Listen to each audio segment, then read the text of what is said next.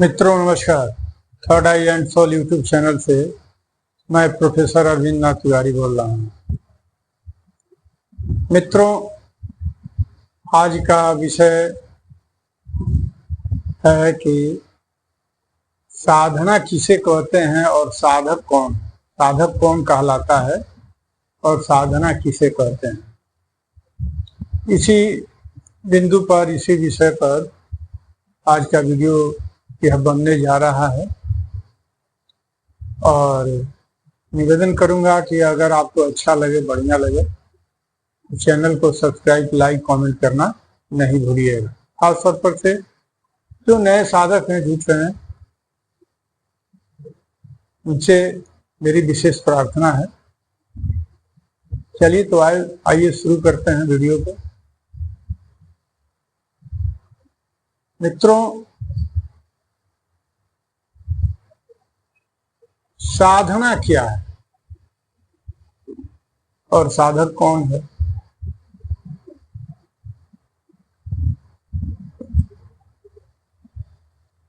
साधक का तात्पर्य होता है कि जिसने अपने शरीर को साध लिया। और जैसा कि आप जानते हैं, शरीर का संबंध मन से होता है, इच्छा से होता है, और मन इच्छा का संबंध बुद्धि से होता है, और बुद्धि का संबंध ज्ञान से होता है। सबका संबंध जुटा हुआ।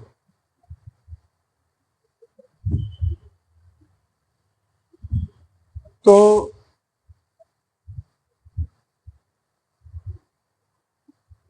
ज्ञान तक जो साधक अपनी आध्यात्मिक यात्रा के द्वारा पहुंच गया,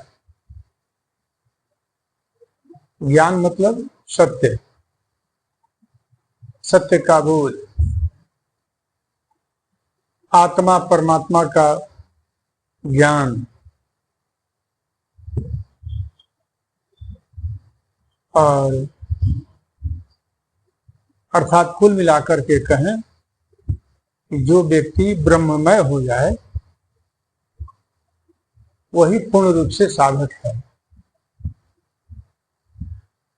ब्रह्म का आचरण जो करे वही साधक है।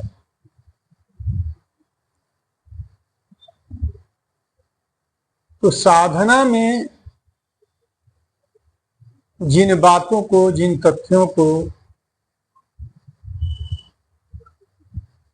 जिस वस्तु विषय पर ज्ञान प्राप्त करके साधा जाए शरीर को, वही साधना कहलाती है। मेरे सोच से वही साधना कहलाती है। आप सभी जानते हैं कि इस दुनिया में लालच, क्रोध, अहंकार, पैसा, बल, अभिमान, घमंड, सबका संबंध एक दूसरे से जुटा हुआ है। पैसा किसी के पास बहुत हो जाए तो वह व्यक्ति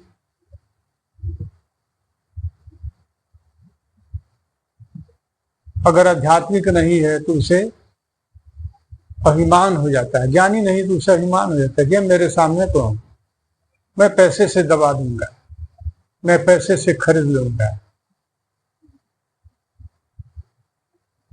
और नैतिकता के मार्ग पर वह चल पड़ता है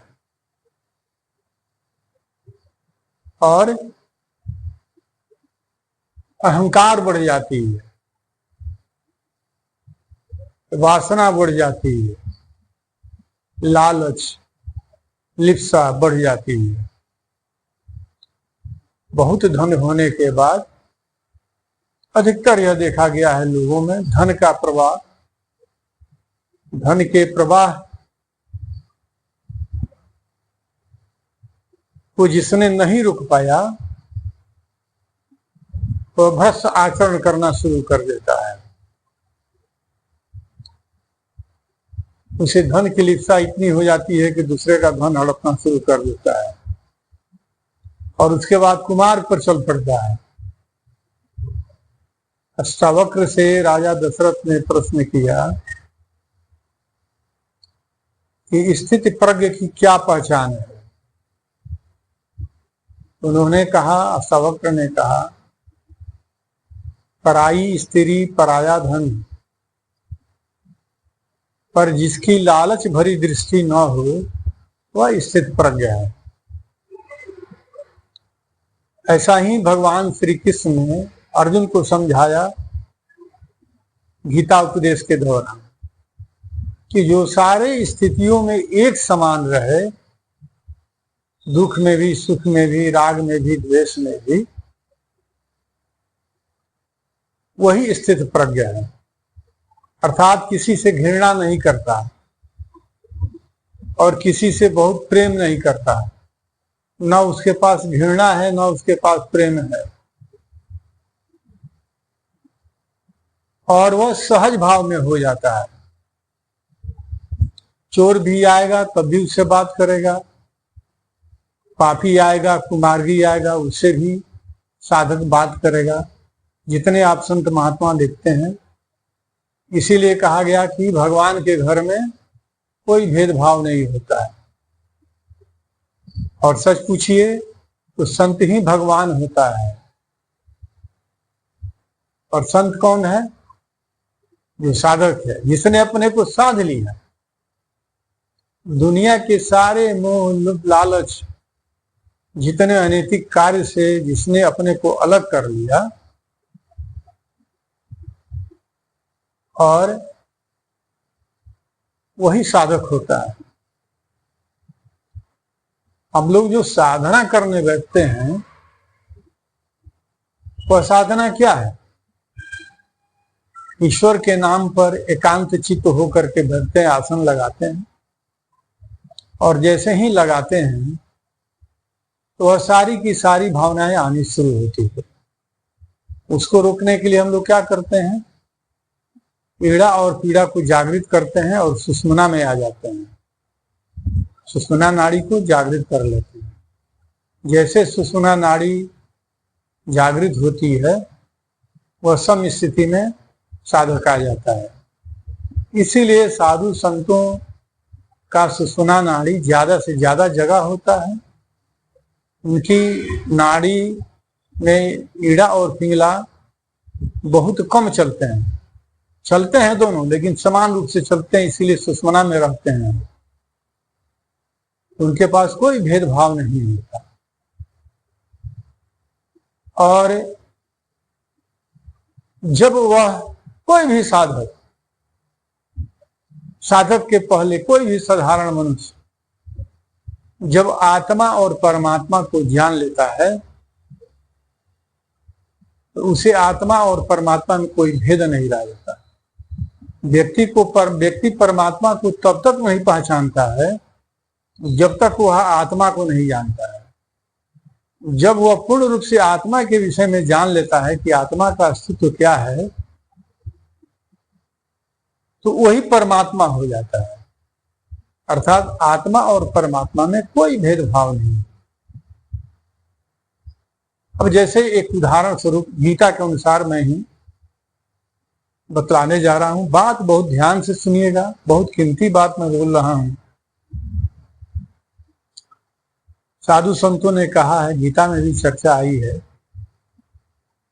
कि साकार का अस्तित्व क्या होता है। जो हम आपके सामने बैठे हैं वह क्या है? साकार। साकार में पंच तत्व मिला है, तो पांच तत्व हैं, वह जुटते हैं तो साकार बन जाता है। और उसमें मन, बुद्धि, अहंकार जब तीन जुटता है, जो निराकार स्वरूप है, अर्थात 8 वो जब तत्व होता है, तो यही जीवधारी हो जाता है। और मरने के समय जो मन, बुद्धि, अहंकार जिसकी जैसी जो प्रवृत्ति होती है उसके हिसाब से वो पहले निकलता है। अगर सात्विक कोई है तो मन भागेगा पहले, फिर उसके बाद से अहंकार को उसने त्याग दिया है तो अहंकार निकल जाएगा। बुद्धि बची है, सात्विक भाव में है, आप जाइएगा तो मरने के समय वो कहेगा राम राम राम, कहेगा कि फलाना राम राम कह, यह राम की बात बतिया है। यह बुद्धि गायब है तो मन अहंकार रह जाएगा, तो कहेगा कि ये खा लें, वो कर लें, उसको गाली देगा, उसको सरापेगा, उससे दुश्मनी की बात बतियाएगा, यही सब बातें आती हैं। अर्थात मित्रों, साधक वही है कि ध्यान के दौरान, साधना के दौरान अपने को जो सम स्थिति में कर लेता है, ढालना शुरू कर देता है, निर्विकार हो जाता है, बिल्कुल ब्रह्ममय हो जाता है, शून्य अवस्था में चला जाता है, जहां कुछ नहीं बच जाता उसके पास, न मन बच जाता है, न बुद्धि बच जाता है, न अहंकार बचता है।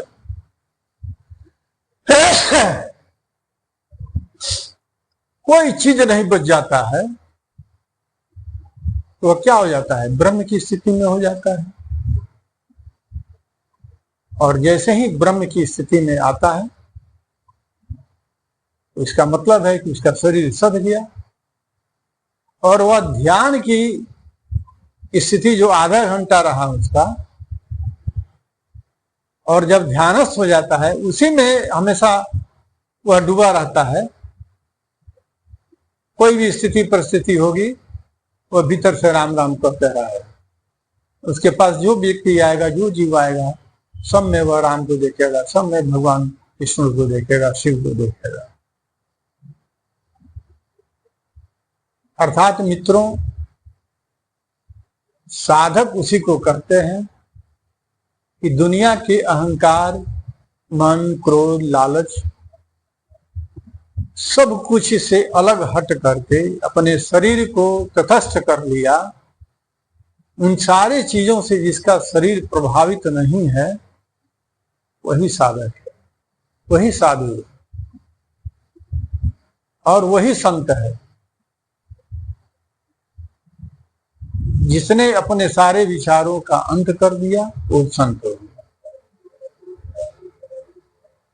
और साधना क्या है? साधना जो ध्यान के दौरान जो बातें आती हैं, जो विषय वस्तु आती है, और उन विषय वस्तुओं से जब अपने